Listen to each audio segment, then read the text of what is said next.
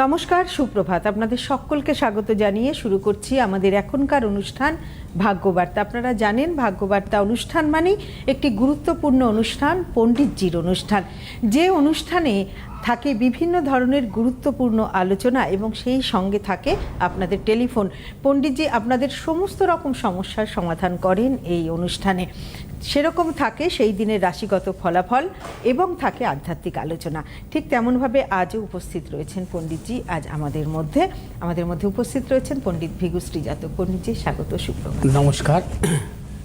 আজ যেহেতু চড়ক উৎসবের আধ্যাত্মিক তাৎপর্য দিয়ে বলবো। প্রথমে থাকবে রাশিফল। আজ হচ্ছে কৃষ্ণপক্ষের দ্বাদশী তিথি, রাত্রি 9টা 11 মিনিট পর্যন্ত। আজ হচ্ছে শুক্রযোগ, দিবা 1টা 15 পর্যন্ত, তারপর শুরু হবে ব্রহ্মযোগ। আজকের গ্রহগত সন্নিবেশ, রবি আজকে মীন রাশির রেবতী নক্ষত্র থেকে মেষ রাশির অশ্বিনী নক্ষত্রে প্রবেশ করবে। চন্দ্র আজকে অবস্থান করবে কুম্ভ রাশির শতবিশা নক্ষত্র থেকে পূর্ব ভাদ্রপদ নক্ষত্রে প্রবেশ করবে। মঙ্গল আজকে অবস্থান করবে মীন রাশির উত্তর ভাদ্রপদ নক্ষত্রে।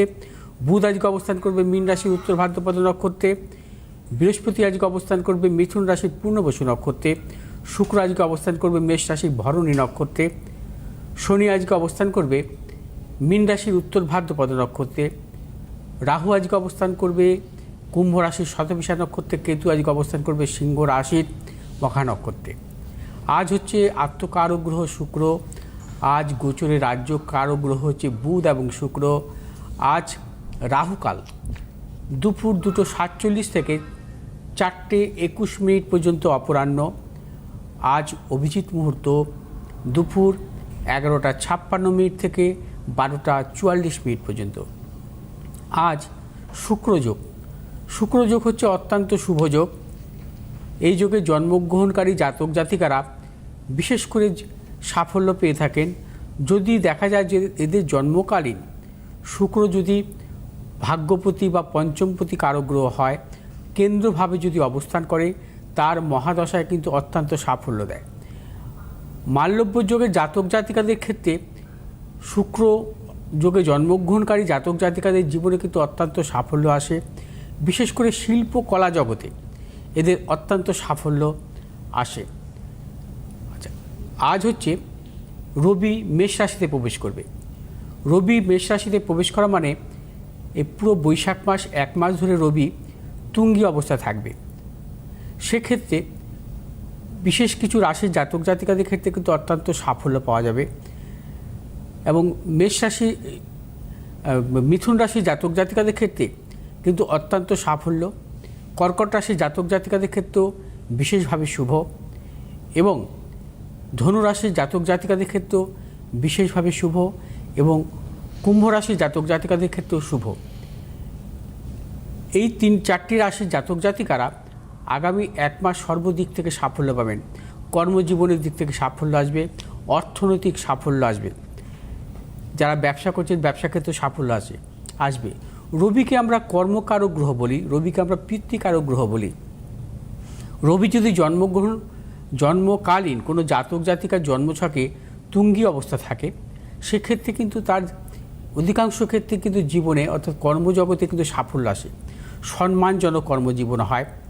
বিশেষ করে চিকিৎসা শাস্ত্রে, আইনজীবী হিসাবে, এছাড়া ব্যবসা ক্ষেত্রে তাদের জীবনে কিন্তু প্রবল সাফল্য আসে এবং অধিকাংশ ক্ষেত্রে তারা প্রশাসনিক কর্মজীবনের ক্ষেত্রেও কিন্তু সাফল্য পেয়ে থাকেন। কারণ রবি যদি মেষ রাশিতে তুঙ্গী অবস্থায় থাকে, আমরা দেখেছি যে মেষ রাশিতে রবি থাকাকালীন অধিকাংশ জাতক জাতিকার কিন্তু জীবনে প্রবল সাফল্য পায়। বিশেষ করে যারা পৃথিবীতে অনেক সুনাম করেছেন বা সারা পৃথিবী জুড়ে যাদের নাম আমরা জানি অমর হয়ে আছেন, অধিকাংশ ক্ষেত্রে কিন্তু তাদের বৈশাখ মাসে জন্ম হয়। যেমন রবীন্দ্রনাথ ঠাকুর, সত্যজিৎ রায়, অনেকেই আছেন তাদের বৈশাখ মাসে জন্ম। কারণ বৈশাখ মাসে হচ্ছে রবি হচ্ছে তুঙ্গী থাকে। বৈশাখ মাসে জন্মগ্রহণকারী জাতক জাতিকাদের কিন্তু তারা সাফল্য পায় না, খুব বিরল।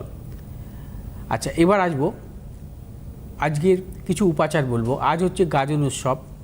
আজকে অনেক মন্দিরে, শিব মন্দিরে কিন্তু যজ্ঞ হয়। সেই যে মন্দিরে যজ্ঞ হবে সেখান থেকে একটু ছাই আপনারা সাদা চেলিতে মুড়ে ঘরের ঈশান কোণে রেখে দেবেন, অথবা যারা ব্যবসা করছেন ব্যবসার স্থানেও রেখে দেবেন। সেক্ষেত্রে ঈশান কোণে রাখলে কি হয়, বাস্তুগত সমস্যা দূর হবে আপনার, বা ব্যবসা যেখানে করছেন ব্যবসায় যদি কোনো বাস্তুগত সমস্যা থাকে, যেখানে কোনো আপনার ব্যবসার যে পরিবেশে আপনি ব্যবসা করছেন সেখানে যদি কোনো বাস্তুগত সমস্যা থাকে, বাস্তুগত সমস্যা দূর হবে যদি আজকের এই শিব মন্দির থেকে একটু যজ্ঞের ছাই যদি আপনি সাদা কোনো চেলিতে মুড়ে রেখে দিতে পারেন। আজ গাজন সন্ন্যাসীদের যতটুকু পারবেন আপনি দান ধ্যান করবেন, ফল পারেন ফল যাবতীয় আপনি বা বস্ত্র আপনি কিন্তু দান করতে পারেন। সেক্ষেত্রে কিন্তু আপনি কিন্তু আপনার সাফল্য আসবে আগামী দিন। এছাড়া আপনি অনেক ক্ষেত্রে অনেক জায়গায় দেখা যায় যে গাজন উৎসবের ঝাঁপ দেওয়া হয়, ঝাঁপ দেয় যেগুলো, আচ্ছা এই সেখানে যদি আপনি সাদা বাতাসা যদি লুট দিতে পারেন সেখানে কিন্তু খুব ভালো শুভ। সাদা বাতাসা সেই মন্দিরেও আপনি অর্পণ করতে পারেন, শিব মন্দিরে সাদা বাতাসা অর্পণ করাও শুভ। কাল থেকে পড়ে যাচ্ছে বৈশাখ মাস, অর্থাৎ শ্রীকৃষ্ণের মাধব মাস। তবে একটি কথা বলবো, আজকে বিশেষ করে অশ্বত্থ গাছ বা তুলসী গাছের নিচে কিন্তু জল অর্পণ করা শুভ স্নানের পর। এবং আগামীকাল মাধব মাস, এই মাধব মাসে কী করণীয়, প্রত্যেক দিন সকালবেলা স্নান সেরে, সে নদীতে হোক গঙ্গায় হোক বা আপনার বাড়িতেই হোক, তুলসী তলায় কিন্তু জল দেবেন এই পুরো বৈশাখ মাস জুড়ে। সম্ভব হলে আপনি বিশেষ করে প্রতিদিন দিতে পারেন শ্রীকৃষ্ণের উদ্দেশ্যে, বা আপনার বাড়িতে যদি গোপাল থাকে গোপালের উদ্দেশ্যে। যদি সম্ভব না হয় শুধু বৃহস্পতিবার করে পরমান্ন অর্থাৎ পায়েস দেবেন। আর প্রতিদিন একটি করে গোলাপ ফুল শ্রীকৃষ্ণ রাধিকার উদ্দেশ্যে দেবেন পুরো বৈশাখ মাস জুড়ে। সেক্ষেত্রে আপনি সাফল্য পাবেন, কারণ বৈশাখ মাসে খুব বলা হয় যে ব্রহ্মচর্য পালন করা হয়। এই মাসে কি করে যে মাটিতে শোয়, একবেলা আহার করে, কিন্তু সেটা তো সবার সম্ভব নয়। সেক্ষেত্রে আপনারা চেষ্টা করবেন একবেলা অন্ন খেতে, একবেলা অন্ন খাওয়ার চেষ্টা করবেন। আর পুরো বৈশাখ মাস জুড়ে, বৈশাখ মাস জুড়ে হচ্ছে মানে বলা হয় যে মাধব মাস অত্যন্ত শুভ মাস। এই মাসে আপনি যাবতীয় উপাচার যেটা করবেন সেক্ষেত্রে কিন্তু আপনার জীবনে সাফল্য আসবে। আর যদি আপনি প্রতিদিন তুলসী তলায় যদি বা পিপল গাছের নিচে যদি আপনি জলধারা দান করতে পারেন, সেক্ষেত্রে বা জল অর্পণ করতে পারেন, সেক্ষেত্রে কিন্তু আপনার পাপও ক্ষয় হবে। এবার আসবো আজকের রাশিফল নিয়ে। মেষ রাশির জাতক জাতিকাদের ক্ষেত্রে আজকের দিনটি নানাবিধ সাফল্যের যোগ। মেষ রাশির জাতক জাতিকাদের অর্থনৈতিক সাফল্য পাবেন, কর্মক্ষেত্রে সাফল্য, ব্যবসা ক্ষেত্রে সাফল্য। মেষ রাশির জাতক জাতিকা যে কোনো শুভ কাজের ক্ষেত্রে উত্তর পূর্ব দিকে অগ্রসর হবেন, সাফল্য। শুভ রঙ হচ্ছে লাল এবং হলুদ। আজ 7 সংখ্যার জাতক জাতিকাদের ক্ষেত্রে বিশেষভাবে শুভ, 3 সংখ্যার জাতক জাতিকাদের ক্ষেত্রে অশুভ। বিশ্বরাশির জাতক জাতিকাদের ক্ষেত্রেও আজকের দিনটি শুভ, অর্থনৈতিক সাফল্য, কর্মক্ষেত্রে সাফল্য, ব্যবসায়ীদের ক্ষেত্রে বিশেষ শুভ ফল আসবে। আজ বিশ্বরাশির জাতক জাতিকারা যে কোনো শুভ কাজের ক্ষেত্রে দক্ষিণ পশ্চিম দিকে অগ্রসর হবেন, সাফল্য। শুভ রং সাদা এবং লাল। আজ 2 সংখ্যার জাতক জাতিকাদের ক্ষেত্রে শুভ, 1 সংখ্যার জাতক জাতিকাদের ক্ষেত্রে অশুভ। মিথুন রাশির জাতক জাতিকাদের ক্ষেত্রেও আজকের দিনটি অর্থনৈতিক সাফল্যের যোগ, কর্মক্ষেত্রে সাফল্য। মিথুন রাশির যারা পেশাগত ব্যবসার সাথে যুক্ত অত্যন্ত সাফল্যের যোগ। মিথুন রাশির জাতক জাতিকাদের ক্ষেত্রে আজকের দিনটি সন্তানের সাফল্যের প্রবল যোগ আছে। আজ আপনার যে কোনো শুভ কাজের ক্ষেত্রে দক্ষিণ পশ্চিম দিকে অগ্রসর হবেন, সাফল্য। শুভ রং সবুজ এবং লাল। আজ 1 সংখ্যার জাতক জাতিকাদের ক্ষেত্রে শুভ, 3 সংখ্যার জাতক জাতিকাদের ক্ষেত্রে অশুভ। কর্কট রাশির জাতক জাতিকারা আজ সর্বক্ষেত্রে সতর্কতা অবলম্বন করবেন। আজ আপনাদের প্রিয়জনের শারীরিক বিড়ম্বনা, অর্থনাশ, গুপ্ত শত্রু বৃদ্ধি এবং কর্মক্ষেত্রে প্রবল অপযশ। কর্কট রাশির ব্যবসায়ীদের ক্ষেত্রে সতর্কতা অবলম্বন করতে হবে। শুভ দিক হচ্ছে দক্ষিণ পূর্ব দিক। শুভ রং হচ্ছে সাদা এবং লাল। আজ 7 সংখ্যার জাতক জাতিকার ক্ষেত্রে বিশেষভাবে শুভ, 4 সংখ্যার জাতক জাতিকার ক্ষেত্রে অশুভ। সিংহ রাশির জাতক জাতিকাদের ক্ষেত্রে আজকের দিনটি অত্যন্ত শুভ, আর সর্বক্ষেত্রে সাফল্য, অর্থপ্রাপ্তি, কর্মক্ষেত্রে সুনাম বৃদ্ধি, পদোন্নতি, সন্তানের সাফল্য, এবং সিংহ রাশির জাতক জাতিকারা দূরযাত্রার ক্ষেত্রে সাফল্য পাবেন। আর সিংহ রাশির জাতক জাতিকারা যে কোনো শুভ কাজের ক্ষেত্রে পূর্ব দক্ষিণ দিকে অগ্রসর হবেন, সাফল্য। শুভ রং হচ্ছে আপনাদের লাল এবং হলুদ। আজ 3 সংখ্যার জাতক জাতকের ক্ষেত্রে বিশেষভাবে শুভ, 7 সংখ্যার জাতক জাতকের ক্ষেত্রে অশুভ। কন্যা রাশির জাতক জাতিকাদের ক্ষেত্রে আজকের দিনটি নানাবিধ প্রতিকূলতা। কন্যা রাশির জাতক জাতিকারা আজকে সর্বক্ষেত্রে ভেবেচিন্তে অগ্রসর হবেন। শারীরিক মানসিক প্রতিকূলতা প্রবল, মানসিক উদ্বেগ বৃদ্ধি হতে পারে। আজ কন্যা রাশির জাতক জাতিকারা বিশেষ করে আজকের দিনটি আপনার যে কোনো শুভ কাজের ক্ষেত্রে সতর্কতা অবলম্বন করতে হবে এবং শুভ কাজে বিরত থাকাই শুভ। কন্যা রাশির জাতক জাতিকারা আজ কোনো মতানৈক্যে জড়াবেন না। যে কোনো শুভ কাজের ক্ষেত্রে দক্ষিণ পশ্চিম দিকে অগ্রসর হবে, সাফল্য। শুভ রং সবুজ এবং লাল। আজ 4 সংখ্যার জাতক জাতকের ক্ষেত্রে বিশেষভাবে শুভ, 8 সংখ্যার জাতক জাতকের ক্ষেত্রে অশুভ। তুলা রাশির জাতক জাতকের ক্ষেত্রে আজকের দিনটি অত্যন্ত শুভ, সর্বক্ষেত্রে সাফল্য পাবেন। অর্থনৈতিক কর্মক্ষেত্রে সাফল্য, ব্যবসায়ীদের ক্ষেত্রে বিশেষভাবে শুভ। আজ সন্তানের সাফল্যের প্রবল যোগ। আজ তুলা রাশির জাতক জাতিকারা যে কোনো শুভ কাজের ক্ষেত্রে উত্তর পশ্চিম দিকে অগ্রসর হবেন, সাফল্য। শুভ রং আপনাদের সাদা এবং হলুদ।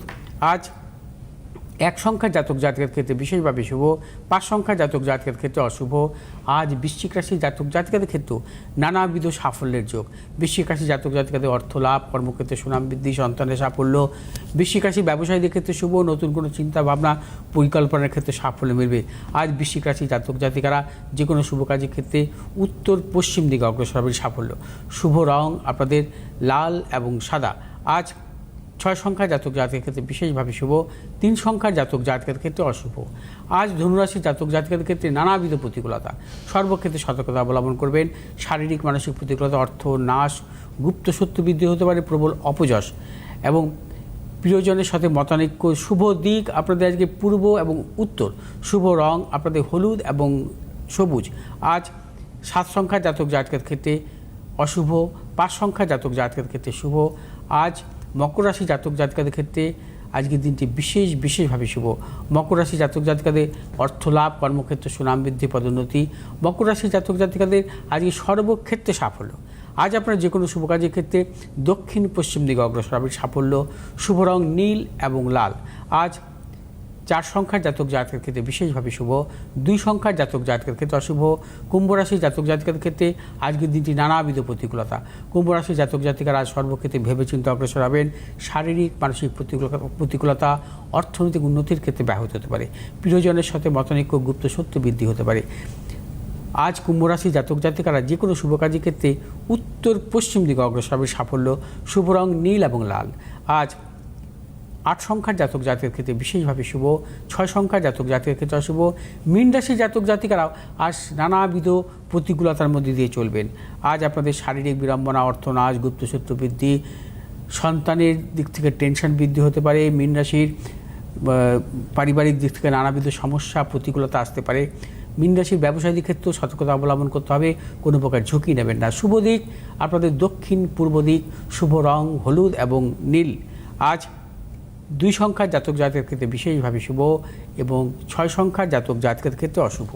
আমাদের মধ্যে বন্ধু রয়েছেন। হ্যাঁ। নমস্কার, সুপ্রভাত। কে বলছেন? নমস্কার, হ্যাঁ, কে বলছেন? আমি কৃষ্ণা দাশগুপ্ত বলছি, খড়দা থেকে। আমার ছেলের জন্য জানতে চাইছি স্যার। বেশ ডেট অফ বার্থ বলুন। Date of birth 19/12/86।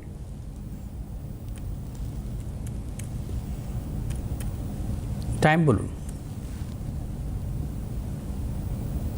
সময়টা বলুন দিদি, সময়টা। সময় হচ্ছে বিকেল 3:55।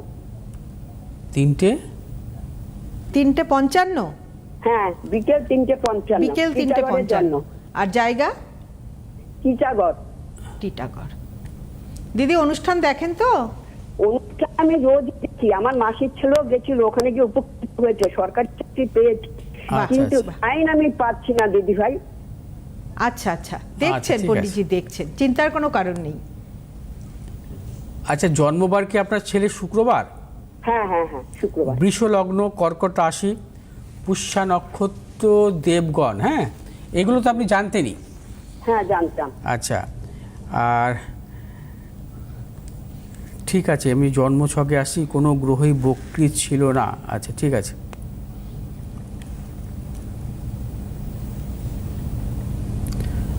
আচ্ছা, ওর হচ্ছে বৃষ লগ্ন, লগ্নের সপ্তমে বুধ, শনি, অষ্টমে রবি, অর্থাৎ চতুর্থপতি রবি হচ্ছে দুস্থানগত।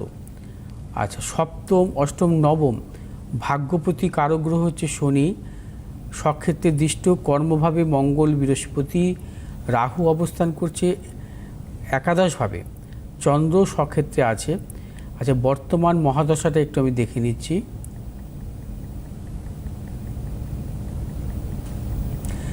এখন বর্তমানে মহাদশা চলছে এর শুক্রের মহাদশা, অর্থাৎ লগ্নপতি শুক্রের মহাদশা। শুক্রটা কী অবস্থায় আছে দেখে নিই। শুক্র হচ্ছে আছে 20 ডিগ্রিতে, রবি, আচ্ছা বুধ আছে 20 ডিগ্রিতে বৃশ্চিক রাশিতে, আর শনি আছে 20 ডিগ্রি 16 কলায়, বুধ আছে 20 ডিগ্রি 10 কলায়। আচ্ছা ঠিক আছে, অর্থাৎ শুক্র পাপগ্রহ মধ্যগত হয়নি। আচ্ছা, যেহেতু লগ্নপতির দশা কেন দেখি, লগ্নপতির যদি দশা চলে অধিকাংশ ক্ষেত্রে শারীরিক কিছু বিড়ম্বনা আসে। আবার যদি সেই লগ্নপতি পাপগ্রহ মধ্যগত হয় খুব ডেঞ্জার। আচ্ছা, এর যেমন জন্মছকে শুক্র তুলা রাশিতেই আছে, কিন্তু একদিকে কেতু, একদিকে বুধ, শনি, এবং শুক্রটা পাপগ্রহ মধ্যগত হয়েছে কিনা সেটি দেখে নিলাম। শুক্রটা পাপগ্রহ মধ্যগত নয়, অর্থাৎ এখন লগ্নপতির দশা শুক্র হচ্ছে ষষ্ঠ স্থানে অবস্থান করছে, এবং শুক্র হচ্ছে লগ্নপতি ষষ্ঠ স্থানে। এর কিন্তু জন্মছক অনুযায়ী, বুঝতে পারলেন? হ্যালো, আপনি শুনতে পাচ্ছেন দিদি? হ্যাঁ হ্যাঁ হ্যাঁ হ্যাঁ, শুনতে শুনুন, পাচ্ছি হ্যাঁ। স্যার। জন্মছক অনুযায়ী কিন্তু সপ্তমভাবে বুধ শনির অবস্থান, ম্যারেজ লাইফটা কিন্তু একটু সমস্যা আসবে। ঠিক আছে, এক প্রচুর হ্যাঁ প্রচুর সমস্যা, তাই প্রচুর বলছে। সমস্যা, আচ্ছা, ও আচ্ছা, সমস্যা হচ্ছে। প্রচুর প্রচুর। আমি টিকতে পারছি না বাড়িতে, জানেন স্যার, আমি কি বলবো। আজকে বাধ্য হয়ে আমি কতদিন থেকে ট্রাই করছি আপনার কাছে, এই সমস্যা থেকে আমি মুক্তি পাবো কি করে। দুইজনের প্রচুর সমস্যা, প্রচুর। এখন তো আচ্ছা, শুক্রের দশাতে আরো ভোগাবে। হ্যাঁ, শুক্রর দশা কিন্তু দাম্পত্য জীবনে সমস্যা আসে। শুক্র যদি অশুভ থাকে, দুস্থানগত হয়, হ্যাঁ, শুক্র পাপগ্রহ মধ্যগত থাকলে, শুক্র যদি কখনো দুস্থানগত হয়, তাহলে দাম্পত্য সমস্যাটা আরও বেশি আসে। কারণ এমনি ওর লগ্নে সপ্তমে শনি আছে, বুধ আছে, শনি বুধ থাকা ভালো নয়। ঠিক আছে, এবং রাশির সপ্তমপতি কারগ্রহ শুক্র, সেও কিন্তু ওই পঞ্চমভাবে বুধের সাথে সহাবস্থান, কিন্তু শুক্রের মহাদশাটা ভালো নয়। আর বিশেষ করে জন্মছক অনুযায়ী এখন তো চলছে শুক্রের দশা, শুক্রের অন্তর্দশা, তারপরে রবির অন্তর্দশা আসবে, এটাও ভালো নয়। রবি ওর চতুর্থপতি অষ্টমে, অর্থাৎ ওই সময় সুখ বলে কিছু থাকবে না। 27 সালের ফেব্রুয়ারি থেকে 28 সালের ফেব্রুয়ারি সুখ বলে কিছু থাকবে না। তারপরে মঙ্গলের অন্তর্দশা, রাহুর অন্তর্দশা, আমি তো ভালো পাচ্ছি না, পরপর খারাপ। এগুলো কি কাটানো যায় না পণ্ডিতজি, কোনোভাবে কি সমস্যা? এটা দাম্পত্য সমস্যা অনেক আগে কাটানো উচিত ছিল। যাই হোক, আপনি জোটক বিচার দিয়ে করে বিয়ে দিয়েছিলেন?